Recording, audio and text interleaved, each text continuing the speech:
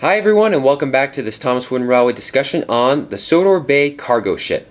Where to begin with this item? I really enjoy this item. I haven't had it in my collection very long, but it's been a very nice item. And I kind of waited off getting this item for a long time because I didn't think it was that important. But now that I have one, I realize that it is very useful, and it can be used in a ton of different ways in my series and videos such as this one. It's just a very nice backdrop. The fact that it's just a generic cargo ship is really nice.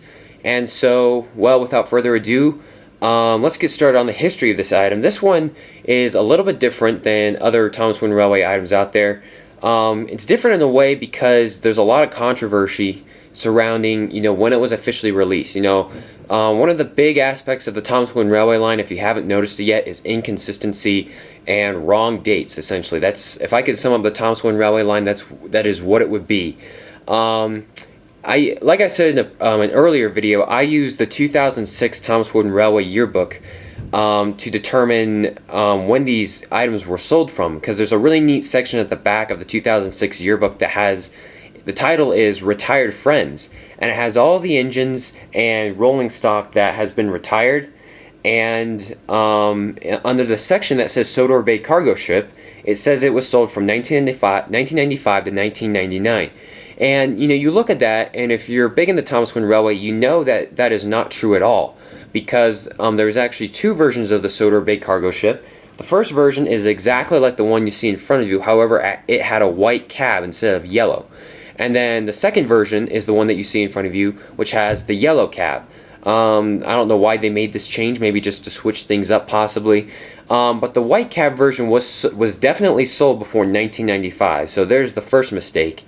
And then you could say, well, maybe they're just counting, when this yellow cab version was sold, and that makes a lot more sense, because the white cab version was probably sold from 1992, 1993, maybe even 1994, and then somewhere around 1995, they introduced this new version. And once I get started on this discussion, I have something really interesting to point out that has to do with, when this item was sold and such. So let's start the discussion. I'm going to take out these little packages right here just for now. Let's focus on the cargo ship itself. It's a very plain item. I mean, there's not a whole lot of detail at all. It has kind of these potholes so that in the side, so that you can see out, and if you were actually inside this ship. And then I guess that line is just added detail. This white line along the side, though, is a really nice touch, and it comes down to the front here, and where it says Sodor Bay. And I like the anchor. The anchor there is a really nice touch, and that's what I just like about these old items. They're not highly detailed, but you get the idea that it's the Sodor Bay cargo ship, and that's all that Learning Curve was trying to do. They weren't trying to go for anything fancy. One interesting aspect of this item is, you see right there, there's kind of that wooden knob at the front. And if you've watched my videos for a while, you may remember this item right here, the Sodor Bay cargo, or the Sodor Bay tugboat. And as you can see, it has a very similar knob at the end. However, this one's plastic, and that's probably because I got this in the Day at the Work set, and I probably got that, it was probably sold around the 1999 period, so they probably just updated this plastic, or updated this to plastic from wood, because honestly that wood part back there probably started to break off from several models, and so that's why they changed it. But back to the Sodor Bay cargo ship, a lot of people say that Learning Curve is supposed to release some sort of invention where you could connect the Sodor Bay cargo ship at that little wooden knob at the front there to the back of the Sodor Bay tugboat, so that the tugboat could tug and pull the cargo ship into the docks. And obviously Learning Curve never made such an invention because, well, we don't know why, but I mean, you can just use your imagination. That's what, the Thomas Wooden Railway line is all about, and it's using your imagination. So, here's where I want to dispute that claim of it being sold from 1995 to 1999, because I don't know if it's going to focus or not, but I really hope it does. I'll have to get really close to the camera, and, oh, there we go, thanks. As you can see, Britt Alcroft, Thomas Limited, so that's all the licensing info, and then this sticker says 1994. So, my theory is that the white cab version was sold from 1992 to 1993, and then somewhere in 1994 they rolled out this yellow cab version, and this is the one that you see in front of you right here. So that's really it for this for the ship part, and now let's examine these really low detailed cargo packages, I guess you would call them. I mean, there's really nothing special about them at all. They're just pieces of wood. The cool part though is that you see right here has kind of this groove that we saw that the troublesome brake van and the troublesome truck had. And that's really the only indication that this is a Thomas Wooden Railway product. I mean, there's no other information anywhere on here. That it doesn't even say Island of Sodor on here, and that's actually the downfall of this product, is the cargo, because it's just so generic. And as a kid, you know, you mix and match your toys. You don't really have any brand recognition. You just play with all your toys at once. And so a kid could come along and he has no idea what this is, because it doesn't say anywhere on here Island of Sodor, Thomas Wooden Railway, or anything like that. And this could easily end up in, you know, a completely different brand of toys, and it's just gone forever essentially at that point. So that's really, you know, the lowest part of this toy, is that the fact that there's this no Island of Sodor. We saw on the cargo ship right there, it says Sodor Bay. I mean, that's really nice because it tells you it's the Island of Sodor, but there's nothing here that tells me that it's from the Island of Sodor.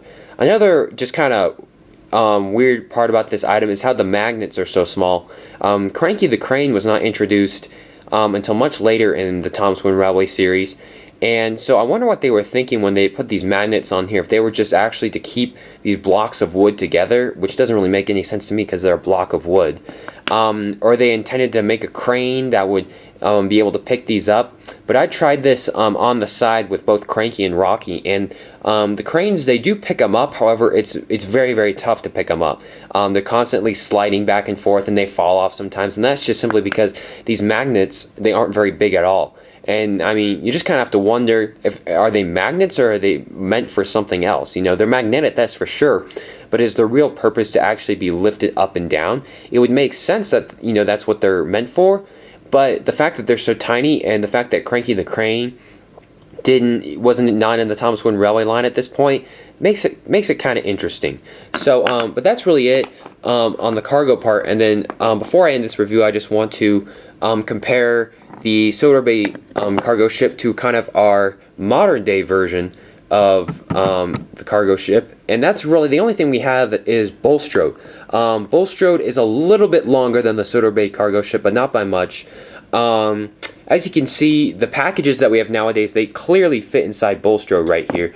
The Sodor Bay cargo ship, I mean, you can see they just slide back and forth. The nice thing about this is that you can fit engines really well, and in this they just kind of sit in Bulstrode. They don't really fit. It's definitely a tight squeeze, and you can put engines in Bulstrode, but it's a tight fit, and it's probably really uncomfortable for the engine. So I just thought I'd show you those side by side. Obviously a lot more detailed on Bulstrode because he's newer, but this is kind of our modern day equivalent of the Sodor Bay tugboat, or excuse me, the Sodor Bay cargo ship.